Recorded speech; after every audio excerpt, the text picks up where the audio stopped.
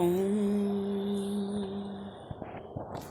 अक्षसूत्रंकुशधरा पाशपुस्तकधारिणी मुक्ताहार समायुक्ता वाचि तिष्ठात् मे सदा।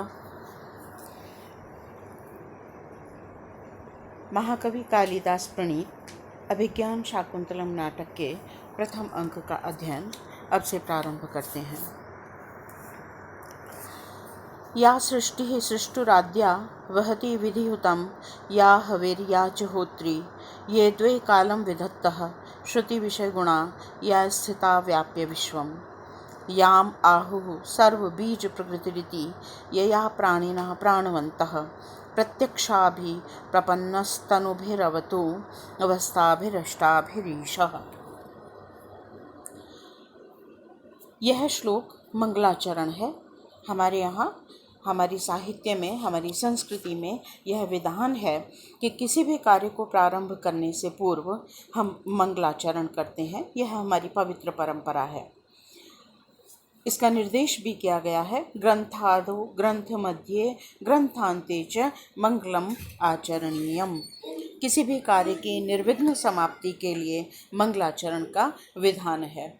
तो महाकवि कालिदास द्वारा भी अपने नाटक के प्रारंभ में यह मंगलाचरण प्रस्तुत किया गया है।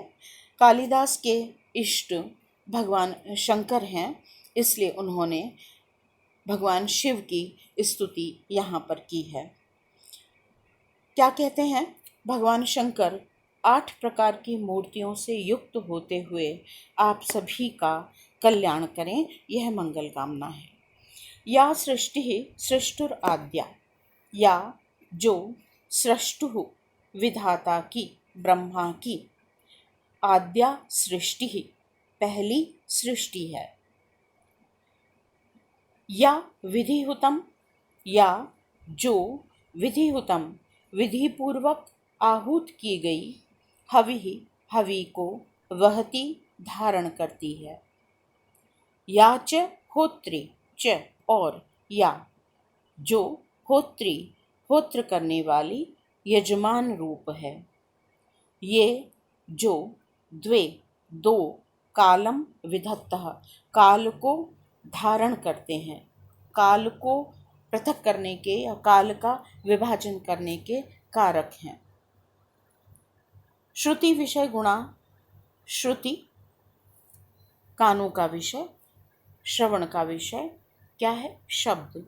तो श्रुति विषय श्रवण के विषय रूप गुण अर्थात शब्द गुण को, या शब्द गुण या विश्वम व्याप्य स्थिता, शब्द गुण को धारण करने वाली मूर्ति जो संपूर्ण विश्व को व्याप्त करके स्थित है।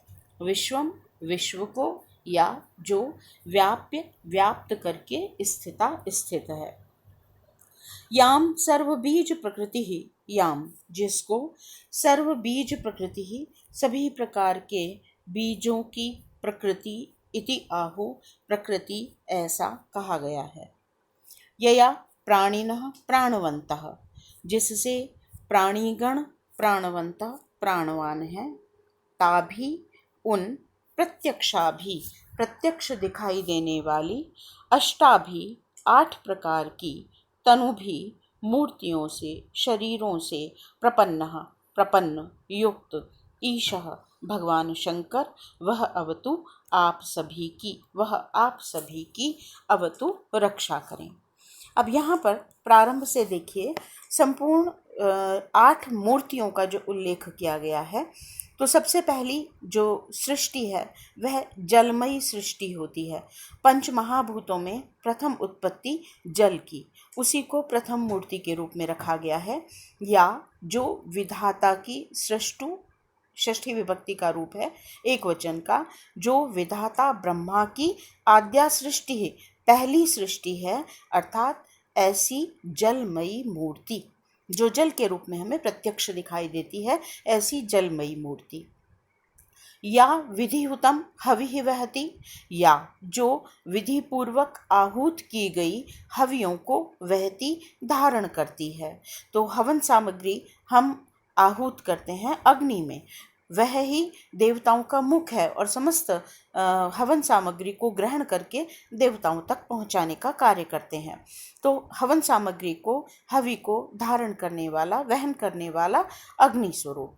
तो यहाँ पर द्वितीय पंचमहाभूत अग्नि की उत्पत्ति और अग्नि रूप मूर्ति का उल्लेख है।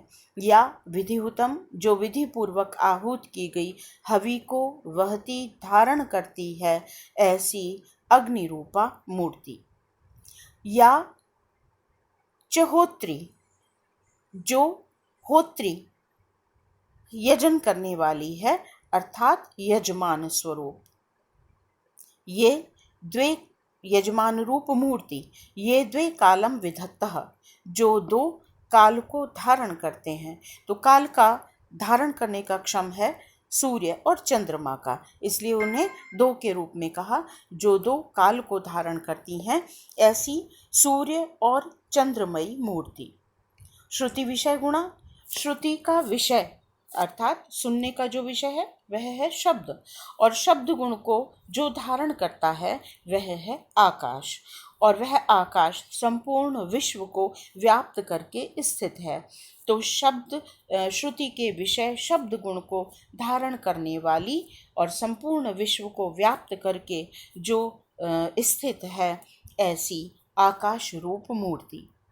याम, जिसको सभी प्रकार के बीजों की प्रकृति इति आहु, ऐसा कहा गया है।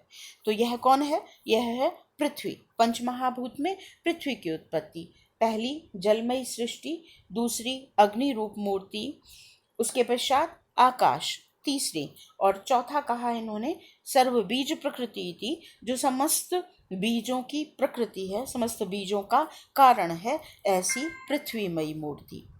और पांचवा महाभूत है वायु।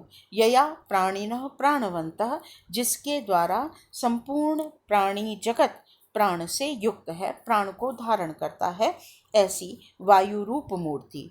पांच महाभूत, इसके अतिरिक्त छठी मूर्ति हुई यजमान रूप मूर्ति, और सातवीं और आठवीं जो दो कालों का विभाजन करने वाली हैं, सूर्य और चंद्रमा। तो इन प्रत्यक्षाभि अष्टाभि इन 8 प्रत्यक्ष दृश्यमान मूर्तियों के द्वारा तनुभी मूर्तियों से प्रपन्न युक्त भगवान शंकर आप सबकी, वह आप सभी की रक्षतु, रक्षा करें। यहाँ पर पंचमहाभूत के साथ एक यजमान और 2 सूर्य और चंद्रमा, इन पांचों प्रत्यक्ष मूर्तियों से युक्त 8 मूर्तियों वाले शरीर वाले, 8 मूर्तियों के रूप में प्रत्यक्ष दिखाई देने वाले भगवान शंकर से प्रार्थना की गई है कि वे सभी रंगशाला में उपस्थित दर्शकों और पाठकों की रक्षा करें। इसके अतिरिक्त यहाँ पर कवि कालिदास ने जो संपूर्ण नाटक है, उस नाटक की कथा वस्तु का भी किंचित संकेत अवश्य किया है। तो उस संकेत को भी हम एक बार देख लेते हैं। जैसे इन्होंने कहा याच होत्री, जो हवन करने वाली है, हवन करता यजमान स्वरूप, तो यहाँ यजमान ऋषि कण्व की ओर संकेत है। जो 2 कालों का विभाजन करती हैं, तो 2 युग एक साथ आए, सूर्य और चंद्रमा रूप मूर्ति, और यहाँ पर संकेत मिलता है प्रियंवदा और अनसुया, जो शकुंतला की सखियां हैं, जिसे सभी प्रकार के बीजों की प्रकृति कहा गया है, कारण है पृथ्वी रूप मूर्ति। यह शकुंतला की ओर संकेत करती है, जो दुष्यंत के पुत्र को बीज रूप में अपने अंदर धारण करती है, गर्भ के रूप में धारण करती है, जो चक्रवर्ती सम्राट को गर्भ रूप में धारण करती है। तो यहाँ शकुंतला की ओर संकेत किया गया है। तो इस प्रकार से यहाँ कुछ संकेत करते हुए कथा वस्तु की भी ओर कवि ने संकेत किया है। ये मंगलाचरण है, आशीर्वादात्मक मंगलाचरण की श्रेणी में आता है।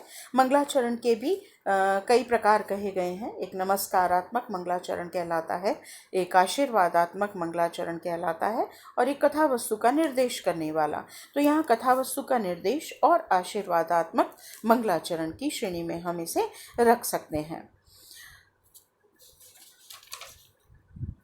एक बार पुनः इसका अर्थ देखिए। या सृष्टु, जो विधाता ब्रह्मा की आद्या सृष्टि ही पहली सृष्टि है, ऐसी जलमयी मूर्ति या विधिहुतम विधिपूर्वक आहूत की गई हवि को वहती धारण करती है, ऐसी अग्निमयी मूर्ति या च होत्री, जो यजमान रूप मूर्ति है। ये द्वे कालम विधत्तः, जो दो कालों को धारण करने वाली मूर्ति है, अर्थात सूर्य और चंद्रमा रूप मूर्ति। श्रुति विषय गुणा, जो कर्ण के विषय अर्थात शब्द गुण को धारण करने वाली और संपूर्ण विश्व को व्याप्त करके स्थित रहने वाली ऐसी आकाश रूपा मूर्ति, याम, जिसको सभी प्रकार के बीजों की प्रकृति आहु कहा गया है, ऐसी पृथ्वीमयी मूर्ति। यया प्राणिनः प्राणवन्तः, जिससे समस्त प्राणीगण प्राणवान है, ऐसी वायुमयी मूर्ति। इस प्रकार की ताभी प्रत्यक्षाभि अष्टाभि, वे प्रत्यक्ष दिखाई देने वाली 8 प्रकार की तनु भी मूर्तियों से प्रपन्न संपन्न युक्त ईशः भगवान शंकर, वह अवतु आप सभी का कल्याण करें। यहाँ प्राणिनः प्राणवन्तः, ये जो पद है इसमें पुनरुक्त वदाभास अलंकार है। पुनरुक्ति लगती है प्राणिनः प्राणवंतम है, लेकिन दोनों अलग अलग पद हैं, तो पुनरुक्ति जैसा प्रतीत होता है, इसलिए यहाँ पर पुनरुक्त वदाभास अलंकार कहा गया है। इसके अलावा अनुप्रास अलंकार है और समासोक्ति अलंकार है। समासोक्ति अलंकार कहाँ होता है? जहाँ हम प्रत्यक्ष के माध्यम से अप्रत्यक्ष का कथन करते हैं, तो वहाँ पर समासोक्ति अलंकार होता है। इसके अतिरिक्त अलंकार के बाद छंद की बारी, तो छंद यहाँ पर सृगधरा छंद है। सृगधरा छंद का लक्षण है म्रभ्नैर्यानां त्रयेण त्रिमुनियतियुता सृगधरा कीर्तितेयम्। म्रभ्नैर्यानां, म म्रभ म रगण, भ भगण और न नगण। म्रभ्नई मगण रगण भगण और नगण, और त्रयेण यानाम, 3 प्रकार के यगण अर्थात 3 बार यगण, तो 3 यगण।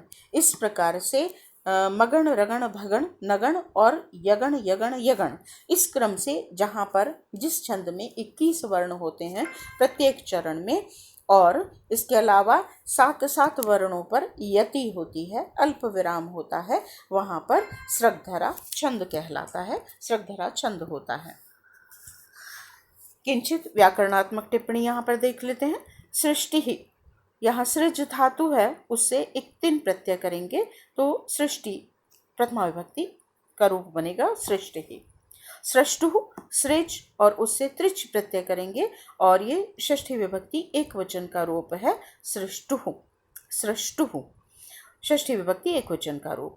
होत्री पद है, हु धातु है यहाँ पर आहुति करने के संदर्भ में, और उससे त्रिच प्रत्यय करेंगे और फिर स्त्रीलिंग की विवक्षा में यहाँ पर ngीप प्रत्यय होता है, तो यह होत्री एक प्रथमा विभक्ति का रूप बनता है। विषय पद है, देखिए वी यहाँ उपसर्ग है, उससे सी धातु और अच प्रत्यय करेंगे तो विषय पद बनेगा। व्याप्य, यहाँ पर वी उपसर्ग है, आप धातु है और उसके साथ इक्त्वा प्रत्यय का प्रयोग हुआ है, लेकिन ये सभी को ध्यान में रखना चाहिए कि जहाँ कहीं भी इक्त्वा प्रत्यय होता है लेकिन पूर्व में अगर उपसर्ग लग जाता है तो इक्त्वा के स्थान पर ल्यप आदेश हो जाता है, ल्यप का यह शेष रहता है। तो इस प्रकार वी आप और ल्यप, और यह बनता है व्याप्य। स्थिता पद है, स्था धातु है, उससे एक त प्रत्यय करेंगे और स्त्रीलिंग की विवक्षा में टाप प्रत्यय होता है, तो स्थिता टाप का आशेष रहता है, स्थिता पद बनता है। प्राणिनः, यहाँ पर प्राण शब्द है, प्राण से एक तिन प्रत्यय करेंगे तो प्राणिन प्राणियों के षष्ठी विभक्ति का रूप बनेगा। प्रपन्नः, प्रउपसर्ग है, पद धातु और उससे एक त प्रत्यय प्रपन्नः, त के स्थान पर न आदेश होकर प्रपन्न बनेगा। प्राणीगण प्राणिनः, यहाँ बहुवचन है, प्रथमा का बहुवचन है। आद्या आदौ भवा, आदि से यत प्रत्यय और फिर टाप प्रत्यय करेंगे तो आद्यापद बनेगा। विधिना हुतम विधिहुतम, विधिहुतम पद है, यहाँ पर समास देखिए तृतीया तत्पुरुष समास है विधिहुतम का। जब हम विभाजन करेंगे तो ये होगा विधिना हुतम, विधि पूर्वक आहूत की गई तृतीया तत्पुरुष समास। इसी तरह से श्रुति विषय गुणा,